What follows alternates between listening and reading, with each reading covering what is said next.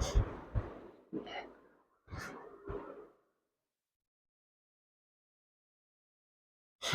morning, dear friend, dear student. Today, just now, I am going to discuss about wage dash formula. Wage dash formula. This is the topic of syllabus of class 11th, 12th, and competitive student also. So, I will try to discuss about wage dash formula in nice way in this video. Try to see and understand this topic through this video. Just now, I want to say that the thick line, solid wage. What is the meaning of thick line?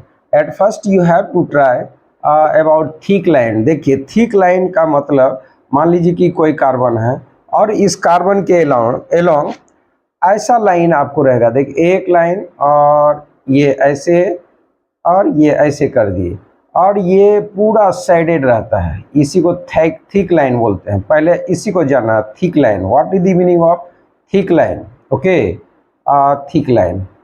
और दूसरा सबसे पहले आप जानेंगे thin line, thick line and thin line. Thin line हम किसी carbon के long ऐसे अगर डिनोट कर, इसको थीन लाइन बोलते हैं। और दूसरा है डॉटेड लाइन। क्या चीज? Dotted line. Dotted line indicate, dotted line ऐसा, अगर ये ऐसा रहे, देखिए ये, और इसमें डॉट ऐसे डॉट करके हम डिनोट यहाँ किए, इसको डॉटेड लाइन बोलते हैं। तो सबसे पहले इसमें ये जानना है आपको, थिक लाइन, इसको बोलते हैं थिक लाइन, ठीक है, थिक लाइन।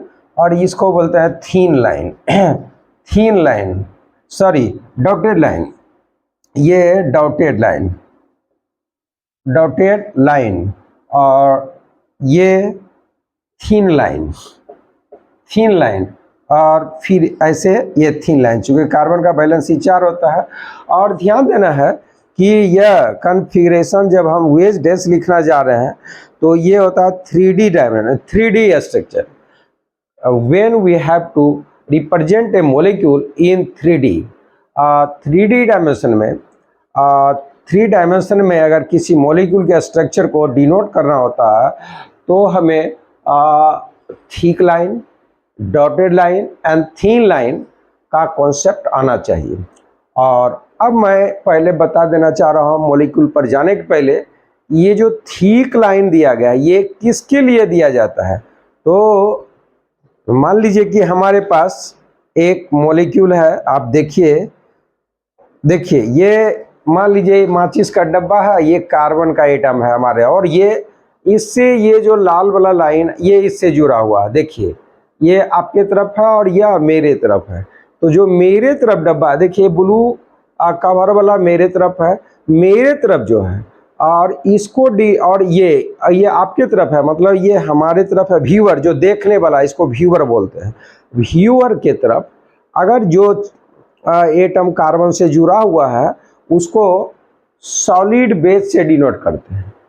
और जो व्यूअर से बाहर की ओर है, ये देखिए आउट ऑफ प्लेन, तो इसको डॉटेड लाइन से डिनोट करते हैं। ये डॉटेड लाइन है। और थीनर लाइन, अब यहाँ पर देखना कि यही लाइन ऐसे रहता है, ये देखिए ये और ऐसे, तो ये प्लेन में लगा हुआ लेफ्ट राइट, आप जो देख रहे हैं हॉरिजॉन्टली, इसको बोलते हैं थीनर लाइन। तो ये हो गया थीनर लाइन। तो अब मैं मॉलिक्यूल पर आता हूँ आपके सामने, स्ट्रक्चर। तो एक चीज जान गए, अब आपको देखना है कि इस तीनों लाइन के बारे में हम यहाँ पर डिस्कस कर चुके हैं। देखिए कह रहा, thick solid wedge line indicate the bonds lying above the plane of paper, projecting towards the viewer. यह जो थिकर लाइन है, ये इंडिकेट करता है कि the bond lying above the plane of the paper, मतलब प्लेन ऑफ पेपर के ऊपर में यह है, और व्यूअर क्या है, प्लेन ऑफ द पेपर से बाहर की ओर। तो the dotted line indicate the bond lying below the plane of the paper. देखिए अगर ये ऐसे है तो ये हो गया सॉलिड वेज, और एक ऐसे लगा हुआ है, इसको बोलेंगे हम लोग डॉटेड लाइन। ये आउटसाइड ऑफ द व्यूअर, मतलब below the plane of the paper. और थीनर लाइन यहाँ बता, thin line indicate the bones lying within the plane of the paper, और ये थीनर लाइन इसको बताता प्लेन ऑफ द पेपर में। तो अब मैं आपको एक एग्जाम्पल के थ्रू बताने की कोशिश कर रहा हूं, आप ध्यान से देखिए। यहां पर मैं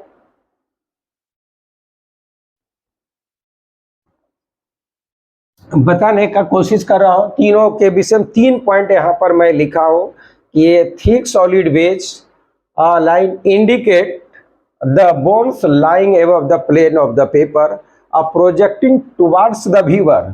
अगर मॉलिक्यूल आपको दिया गया 3D में, मान लीजिए कि हमारे पास एक मॉलिक्यूल है, ये यहाँ पर कार्बन, ये कार्बन है, और इस कार्बन के अलोंग एक लाइन यहाँ पर ये हाइड्रोजन है, और इस जगह पर यहाँ पर आपको Y दिया गया है, समझे। और ये है सॉलिड बेस, क्या चीज है, सॉलिड बेस, ये सॉलिड बेस। और दूसरा है ये लाइन, ये डॉटेड लाइन, ये है Z, और तीसरा एक यहाँ पर है X। देखिए तो जैसे पॉइंट में बोला गया, मैं आपको समझा दे रहा हूं। ये जो थीन लाइन, इसी को पढ़ते हैं, थीन लाइन की बात किए थे, ये हो गया थीनर लाइन। तो सबसे पहले आप जान लीजिए थीन लाइन, इसको थीन लाइन। और ये थीन लाइन होता है प्लेन ऑफ द, जैसे ये मेरा हाथ हॉरिजॉन्टली लेफ्ट टू राइट है, इसको बोलते हैं प्लेन ऑफ द पेपर। और यहाँ पर ये पेन है, ये तो यह जो है आपके तरफ, व्यूअर के तरफ, इसको सॉलिड बेज बोलेंगे ये।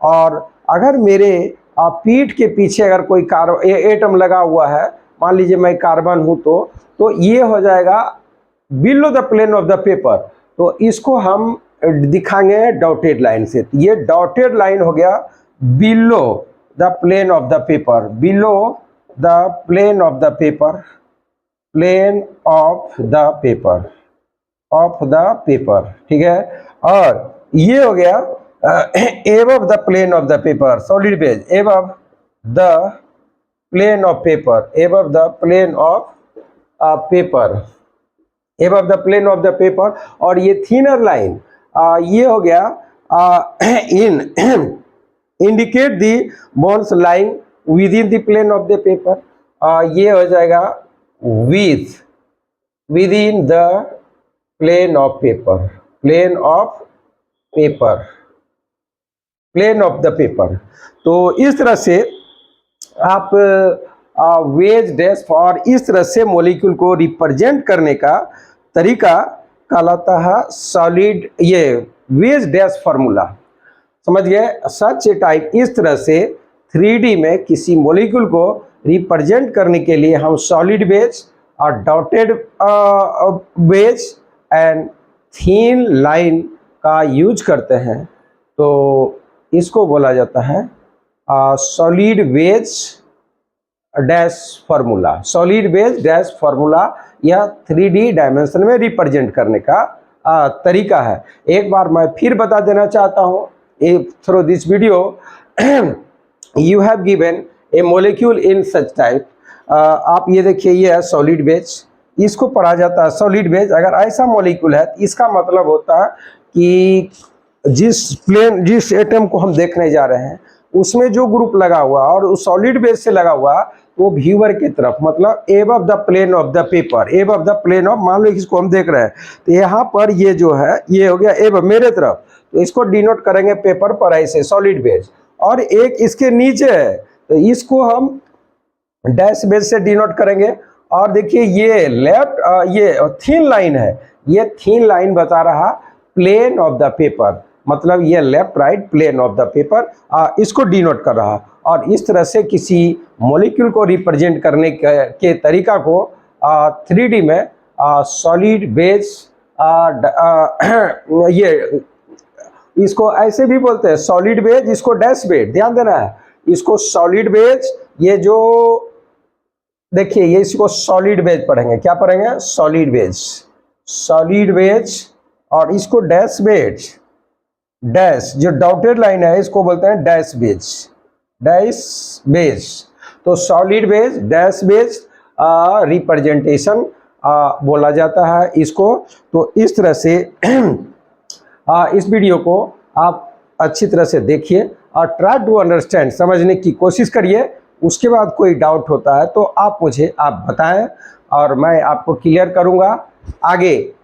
इससे अब मैं अगला आप इसमें देखेंगे कि मैं दूसरा इसका बताऊंगा। Thank you so much.